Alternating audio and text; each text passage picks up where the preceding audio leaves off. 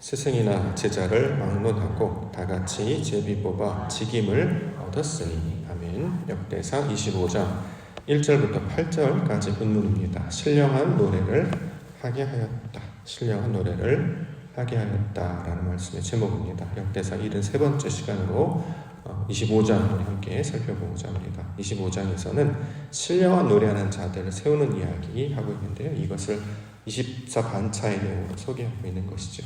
1절 말씀 보겠습니다.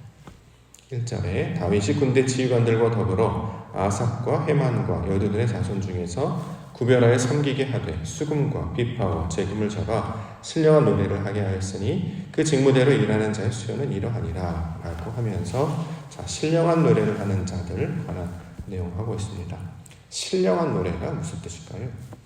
노래는 노래인데 신령한 노래, 영으로 부르는 노래, 하나님께 올려드리는 찬양, 다양한 것들을 소개할 수 있는데, 성경에서 말하는 신령한 노래라고 하는 것은 예언하다의 의미입니다. 예언하다. 예언하는 것을 신령한 노래라고 이제 번역을 했습니다. 예언이 뭐죠? 예언. 하나님의 큰 일을 말하는 것을 예언이라고 하죠. 하나님이 원하시는 뜻에 따라서 그 일의 의미가 무엇인지를 깨닫고 말하는 자가 될 때 이거를 예언한다라고 이야기를 하고 있고, 이걸 오늘 본문에서는 신령한 노래라고 이제 번역을 하고 있습니다. 실제로 구절들 원문을 보게 되시면 하나님의 그 뜻을 그대로 받아서 말하는 모양을 우리 가운데 가르쳐주고 있는데요. 이것은 이제 노래가 가지고 있는 성질을 그대로 인용해서 우리에게 가르쳐주고 있는 것입니다. 노래라고 하는 것, 우리가 이제 무작정 흥얼흥얼하는 걸 노래라고 하지 않죠. 악보를 따라서, 계명을 따라서, 음을 따라서 소리를 맞추어 내야 합니다. 그래야 노래가 되는 것이죠. 그냥 부르는 것이 아니라 속도도 박자도 맞추어야 합니다. 이렇게 소리를 그 악보에 맞춰서 소리를 내고 또 박자에 맞춰서 속도를 맞추고 이렇게 할 때 이걸 노래라고 부르는 것이죠. 이 원리를 그대로 이제 적용을 하는 것입니다. 하나님께서 하나님의 뜻을 악보로 통해 주셨습니다. 그 악보에 해당하는 것이 바로 율법, 말씀이 되겠죠. 그렇기 때문에 말씀에 따라서 그 맞는 소리를 낼 수 있어야 합니다. 그래야 이게 노래가 되기 때문이죠. 또한 속도도 맞출 수 있어야 됩니다. 하나님의 때, 하나님의 역사, 하나님의 시기가 나타나 있는데 그때에 따라서 우리가 기다리고 절제하고 인내함을 통하여서 그 하나님의 역사하심을 기대하는 자가 되는 것. 그래서 말씀에 따르고 하나님의 그 일하심을 따르는 것이 될 때 이것을 가리켜서 신령한 노래의 의미로 우리 가운데 설명하고 있습니다. 우리에게 적용을 해보면 사람들은 본성적으로 자기 목소리를 내고 싶어 하죠. 자기 소리를 내고 싶어 합니다. 또한 자기 습관대로 움직이려고 합니다. 이게 자기 본성입니다. 자기 소리를 내고 자기 습관대로 움직이는 것. 그런데 그렇게 자기 소리를 냈던 자, 자기 방식대로 살던 자를 하나님께서 보내주시는 것, 하나님께서 보내주시는 상황, 보내주신 사람에 맞추어서 내 것을 조정하여서 거기에 맞추어 나아갑니다. 그리고 거기에 박자에도 속도도 맞춰서 나아갑니다. 그렇게 변화시켜 주시는 것이 하나님이 하시는 일이다. 이렇게 이야기를 하고 있죠. 그래서 기본적으로 인생 가운데 우리는 태어나서 늘 듣는 연습부터 하게 합니다. 처음에 어렸을 때는 말하는 것을 가르칩니다만 이제 커서부터는, 성인이 되어서부터는 말하는 것보다 듣는 것을 먼저 하라. 그래서 듣는 연습들을 평생을 통해서 하게 되죠. 그런데 이 듣는 것에 온전히 다다르는 사람들이 많지 않죠. 대부분 잠깐 듣거나 기본적으로 잘 안 듣고, 듣더라도 자기 방식대로 듣고, 그래서 그것을 오해하거나 곡해하거나 왜곡하거나 또는 온전히 다 깨닫지 못한 상태에서 어떤 일을 하거나 그렇게 살아갑니다. 속도도 마찬가지죠. 자기 방식대로 맞추기를 원하죠. 상대 방식의 속도를 맞추거나 보조를 맞추는 연습을 하지 아니하고 자기 방식대로 따라오도록 나아갑니다. 그래서 자유하거나 방종하거나 자기 뜻대로 살아가려고 하는 자들로 살아갑니다. 그러나 이러한 자들이 교육이나 훈련을 통해서 듣는 연습을 하게 되고 또 박자를 맞추는 것들 연습하게 되는 것이죠. 우리에게 이제 적용하면 질서 같은 것들, 바로 그런 거 아니겠습니까? 사람들 사이에 함께 살아갈 수 있도록 맞추기 위해서 질서라는 것, 규칙이라는 것 정해서 만들어 놓습니다. 왜 그렇게 하냐면 그렇게 맞추는 일을 감당함을 통해서 자신의 육신 가운데 있는 것에서 벗어나 하나님의 뜻을 아는 지경까지 나아가도록 이 인생을 통해서 그것들을 연습하고 훈련하는 것이죠. 이처럼 내 목소리에서, 내 방식에서 다른 사람의 목소리, 다른 사람의 방식, 더 나아가 하나님의 방식, 하나님의 음성을 듣도록 만들어주시는 분, 바로 이것을 하나님이 하시는 역사로 우리 가운데 가르쳐주고 있습니다. 그것을 오늘 본문에서는 신령한 노래를 하게 하였다라는 말로 설명을 하는 것이죠. 찬양대를 조직하여서 노래를 부르게 한다라든가 우리가 음악을 배워서 노래를 부르는 것으로만 끝나는 것이 아니라 하나님이 하시는 그 노래가 가지고 있는 속성을 우리 가운데 가르쳐 주심을 통하여서 말씀을 따르고 그의 인도하심을 따르게 하는 것이 바로 신령한 노래, 이것을 통해 가르쳐주는 하나님의 뜻이 되고 있는 것입니다. 이사야서 43장 21절 이 백성은 내가 나를 위하여 지었나니 나를 찬송하게 하려 합니다. 자, 하나님을 찬송하는 것으로 묘사를 합니다만 하나님을 찬송하려면 어떻게 해야 됩니까? 그분의 어떠하신 분인지를 우리가 알아야 된다는 거잖아요. 우리 하나님은 선하신 분이십니다. 긍휼이 많으신 분이십니다. 은혜와 자비, 인자가 풍성하신 분이십니다 라고 말할 수 있으려면 그것이 어떠한 것인지를 깨달을 수 있어야 될 것이고 또 그것을 직접 감당할 수 있는 자가 되어야 찬양하는 사람이 되지 않겠습니까? 출애굽기 15장 2절 여호와는 나의 힘이요 노래시며 나의 구원이시로다. 그는 나의 하나님이시니 내가 그를 찬송할 것이요 내 아버지의 하나님이시니 내가 그를 높이리로다. 자, 출애굽을 한 다음에 하나님이 어떠한 분이신지를 알게 됐어요. 그랬더니 노래하는 자가 되겠다, 노래를 하겠다라고 이제 모세가 이렇게 고백을 하고 있는 것이죠. 그의 구원하심, 그의 역사가 어떤 것인지를 분별하여서 하나님을 온전히 깨닫는 자가 될 때, 자, 비로소 말하는 자로부터 시작하여서 이제 노래하는 자로 나아가게 됩니다.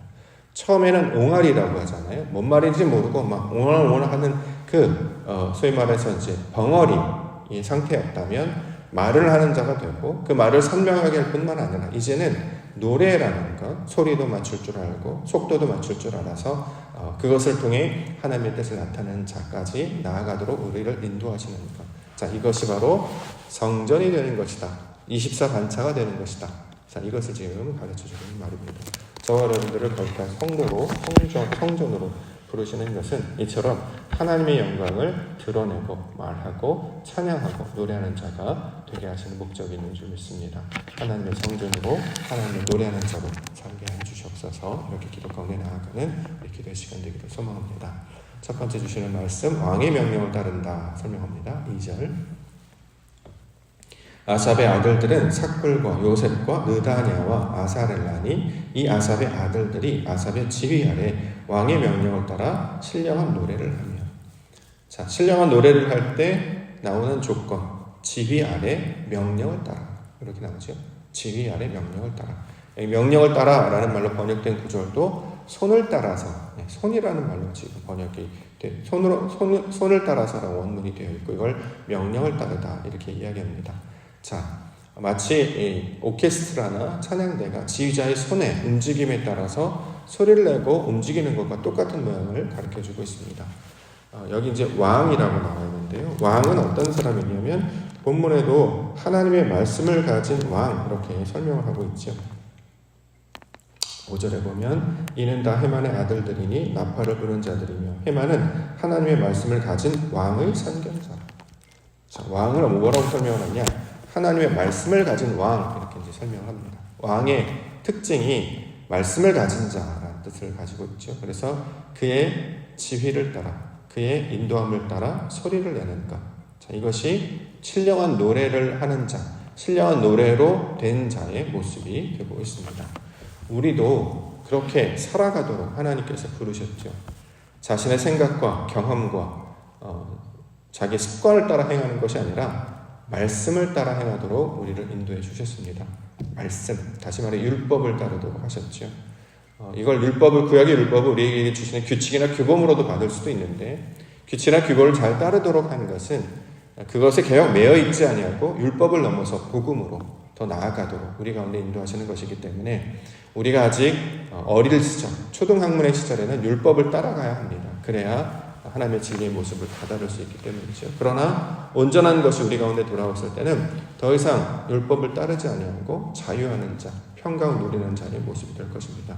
자, 우리에게는 왕의 명령을 따라 그래서 다윗도 나의 주 이렇게 고백을 하지요. 왕이 가장 높은 신분임에도 불구하고 여호와께서 나의 주를 선택하셨다. 나의 주에게 말씀하셨다. 라고 이렇게 이야기하는 것처럼 그 위대했던 왕도 자기 머리 위에 자기가 왕이 아니라 항상 말씀을 머리로 하나님의 뜻을 머리로 삼는 것을 가르쳐주고 있습니다.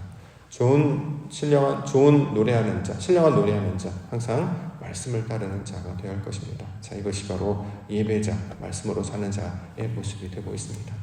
두 번째는 여호와께 감사와 찬양한다 이렇게 설명하고 있는데요. 3절에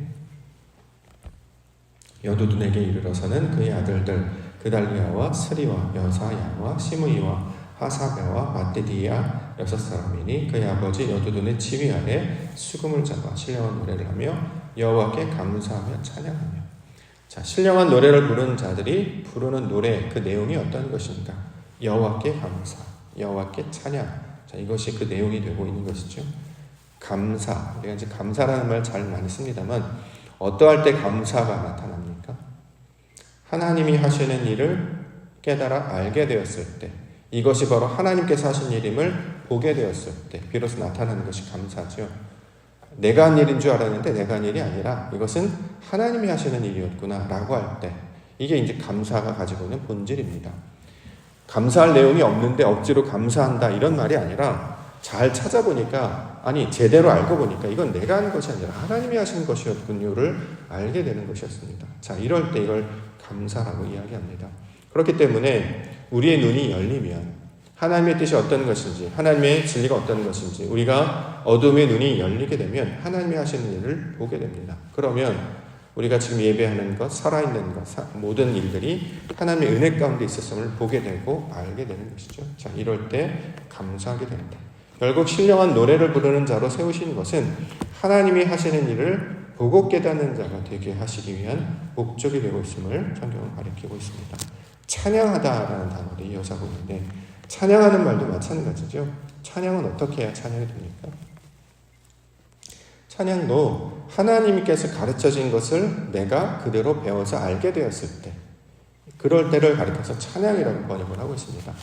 찬양이라는 단어가 가지고 있는 의미는 밝게 비치다라는 의미를 가지고 있는데, 하나님이 빛을 비춰주시는 거예요. 그러면 보이기 시작한다는 거죠. 그전에는 빛이 없어서 눈이 가려워 있어서 보지 못했는데 빛이 임하여서 보게 되고, 감겼던 눈이 떼어지게 되고, 그러니 빛을 통해서 보여주신 것을 온전히 보게 되면 비로소 이것을 알게 되었기 때문에, 자, 하나님의 것을 말할 수 있는 자가 된다라는 것입니다. 그러므로 감사와 찬양은 하나님의 뜻을 온전히 분별하는 자가 할 수 있는 은혜의 선물과도 같은 것입니다. 신령한 노래가 되게 하셔서, 신령한 노래를 부르게 하셔서 하나님의 것을 분별하게 하시고 하나님의 것을 말하게 하여 주시옵소서. 이렇게 우리가 깨어서 바라고 소망하는 자, 기도하는 자가 되어야 할 것입니다. 마지막으로는 제비를 뽑다 이런 말이 나오는데요. 8절에 이 무리의 큰 자나 작은 자나 스승이나 제자를 막론하고 다같이 제비 뽑아 직임을 얻었다. 제비를 뽑는다라는 말은 우리가 이제 무작위로 뽑다, 영어로는 랜덤이라는 말도 쓰기도 합니다만, 무작위, 아무도 알지 못하는 것을 이렇게 뽑는다라는 의미로 사용을 하고 있죠. 근데 그 의미, 전제가 무엇인지를 우리가 반드시 기억을 해야 합니다. 자, 가장 먼저는 사람의 방법이 아니라 하나님의 온전한 뜻을 따라서 행하겠다라고 하는 믿음의 고백이 이 행위에 이제 담겨져 있습니다만, 중요한 것은, 자, 이 랜덤을 하는 이유, 무작위로 뽑는 이유는 가로와 세로가 똑같기 때문입니다. 여기 본문에 보면 큰 자나 작은 자나 똑같다라는 거죠. 가르치는 자나 가르침을 배우는 자, 이걸 스승과 제자라고 지금 설명을 하고 있죠. 스승이나 제자나 같은 모양을 갖고 있기 때문에 누가 되더라도 똑같은, 앞서는 자나 뒤에 따라가는 자나 똑같은 모양이기 때문에 차별이 없고 차등이 없는 모양이라는 것이 전제되어 있는 말입니다. 자, 이것이 되어 있기 때문에 누가 뽑히더라도 상관이 없는 것이죠. 우리는 보통 이제 뽑히게 되면 일을 맡겨서 열심히 하고, 안 뽑히면 뒤에 이제 물러나 있지 않습니까? 그것을 그렇게 되지 아니하고 둘 다 앞으로 나아갈 것인데, 예를 들어서 경기하는 자와 똑같죠. 공격하는 자가 있고 수비하는 자가 있고, 둘 다 같이 일을 해야 이제 승리로 나아갈 수 있는 것이죠. 공격하는 사람이 앞에 있다고 해서 공격만 하고 수비는 하지 않고, 수비하는 자가 뒤에 있다고 해서 수비만 하고 공격은 하지 않고, 이러면 이제 이것은 승리하기 어려운 조건이 되는데 여기에 이제 이렇게 제비를 뽑는다라는 상황을 말하는 이유는 듣는 것과 아는 것과 행하는 것이 같은 상태가 되었다. 24반차이라는 말의 의미를 우리 가운데 보여주고 있는 것입니다. 그래서 제비를 뽑는다라고 하는 상황이 된다는 것은 성전이 된 모양을 가리키고 있는 말이죠. 어느 사람이 감당을 하더라도 앞에 나가서 책임을 질 것이고 또 그렇지 않은 사람들 열심히 그것들을 잘 감당해 줄 것이고 그래서 예전에는 리더십이 굉장히 각광을 받았던 적이 있었습니다. 인도자, 지도자, 지휘자가 중요하다. 그러나 점점 이제는 팔로우십이 더 중요한 시대. 한때는 그렇게 얘기했죠. 아니다. 리더십도 리더십이지만 그 리더를 만드는 건 결국 팔로워들이 어떻게 하느냐에 따라서 그것이 나타나는 것이기 때문에 중요한 건 팔로우십이 중요하다. 그러나 이제 시대는 둘 다 중요하다는 거죠. 리더십도 중요하고 팔로우십도 중요하고 이끄는 자와 함께 앞에서 끄는 자, 뒤에서 미는 자 이것이 다 함께 연합이 될 때 이것이 움주는 모양을 가지고 있습니다. 이걸 24반차로 설명하죠. 가로 세로가 똑같은 모양. 큰 자나 작은 자나 스승이나 제자나 똑같은 모양을 가진 상태. 이것을 우리에게 말씀하시는 이유는 우리가 하나님의 뜻을 아는 지경의 모습과 같은 상태가 되는 것임을 가르쳐주고 있는 것입니다. 그래서 어떤 상태로 가느냐? 하나님이 내 안에, 내가 하나님 안에. 그래서 이것이 하나님이 하시는 일인지 내가 하는 일인지 잘 모를 때가 있어요. 이게 이제 사도 바울이 셋째 하늘에 올라갔을 때 몸 바깥에 있었는지 몸 안에 있었는지 잘 모르겠다. 베드로는 마치 꿈을 꾸는 것과 같은 모양한 것 같았다. 이렇게 이제 설명을 하는 것인데 이게 바로 하나님의 것이 내 안에 온전히 들어와서 충만하게 되었을 상태를 나타내는 말입니다. 자, 이 지경까지 우리를 인도하시겠다. 그래서 신령한 노래가 되게 하시겠다. 지금 약속하고 있는 것이죠. 우리의 믿음의 수준이, 우리의 삶의 수준이 하나님의 지경까지 나아가기를 원합니다. 어떤 편견, 또는 어떤 선입견, 어떤 한쪽의 또 어떤 지식에 치우치지 아니하고 하나님의 것을 온전한 지경까지 나아가도록 가르쳐 주셨는데 이것은 그 의미와 깊이를 온전히 깨닫는 지경을 깨닫게 되면 하나님의 나라와 뜻을 아는 그 수준까지 이르게 되면 이것을 온전히 이해할 수 있는 이것을 다 얻을 수 있는 그 지경으로 확장된다라는 거죠. 그럴 때는 그 마지막 순간에는 좌도 없고 우도 없고 위도 없고 아래도 없고 저 모든 편견과 차별이 없는 상태. 자, 하나님께서 우리 안에 거하는 그 샬롬의 상태가 될 때, 자, 이 일들을 감당해야 된다. 지금 설명하고 있는 것입니다. 하나님의 나라 백성으로 저와 여러분들을 불러주셨는데, 그 하나님을 아는 지경 가운데 우리가 임재할 때에 하나님의 신령한 노래로 부른 자로 세워지게 해주실 줄 믿습니다. 믿음 안에서, 말씀 안에서 하나님께서 가르쳐 주신 그 말씀을 따라 주의 영광을 기뻐하시며 그것들 세상 가운데 증거하며 하나님의 나라를 이루시는 우리 믿음의 성도님들 되시기를 주님으로 간절히 축원합니다. 알겠습니다.